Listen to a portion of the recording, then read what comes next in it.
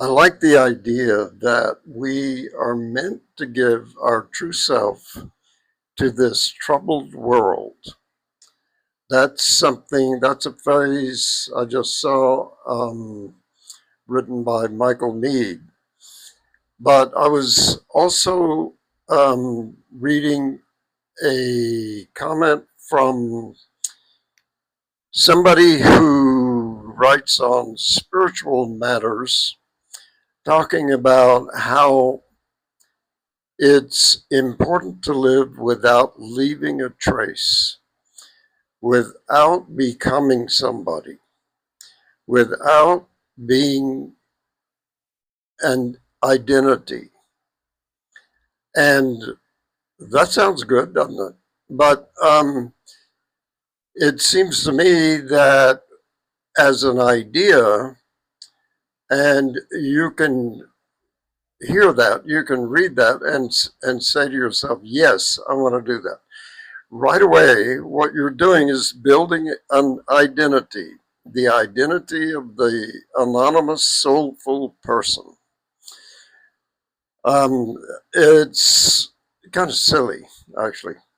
Um, but of course, it depends on how you do it. It depends on if you're really able to let go of your ego, really able to let go of the sense of you personally as an identity with a name are doing something in the world that is important and people should recognize. That is one way to go, and that's the way we normally go. Um, the other thing that interests me about this whole idea of action in the world is we have an inner impulse, we have an inner calling that is wanting to come out and manifest in the world. And if we devote our energies to it and we work on it, we can put our true self into the world. It's not the ego self, it's not some kind of construct, it's not an identity we put together to look good. It's a calling. Well, I do believe um, that is what we are meant to do, and that is a better way to go.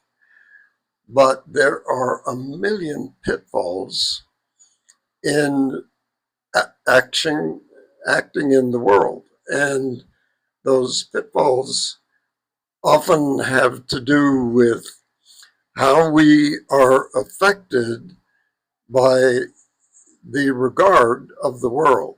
The world sees us and notices things about us and appreciates and rewards certain things and punishes other things.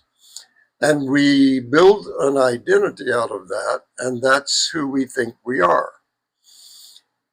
Actually, who we really are is more amorphous than that. It actually is, we're a vehicle for these energies coming through us. And if we're so preoccupied by showing a coherent image to the world, we can censor those energies and they never get a chance to develop.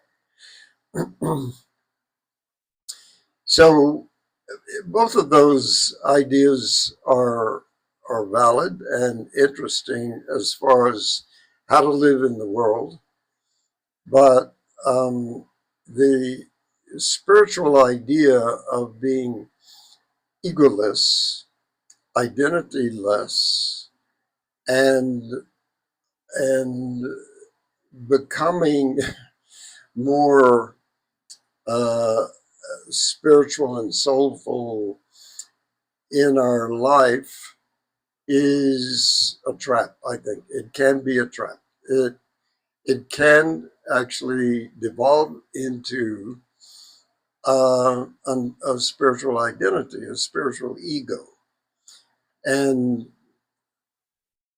the um, the capacity to actually live without self-importance, without worrying about how you look to other people, without actually even identifying to yourself who you are and who you're not. And what we have in life from the very beginning is an identity. We're named from the first day we're born. We become part of a group or a family. We develop a sense of rootedness in a way of being, a way of seeing, a way of acting in the world. And we think that's who we are. Whether you're proud of that or ashamed of it, it's the same thing. You are building an identity, and identity is maybe useful on a certain level, but it's not even true. It is a temporary mask that we put on, that we build ourselves in childhood, and we wear through life, and we don't realize that we're not that at all. We're much larger than that. We we don't give ourselves the freedom to actually express and explore all of these energies that we were born with. And a lot of times we discover those energies to our great surprise late in life, and we didn't even know they were there. Um, and that is nice. That's great to have that self discovery.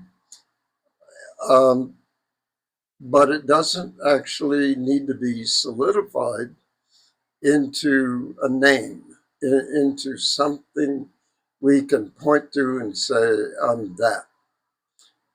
Maybe we are that in a little way, in one of our ways, but I think most of us are so multifaceted that we need to realize and be open to all kinds of things going through us.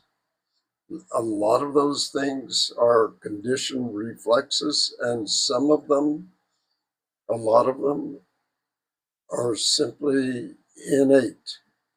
They came into the world with us, and they're going to go out with us.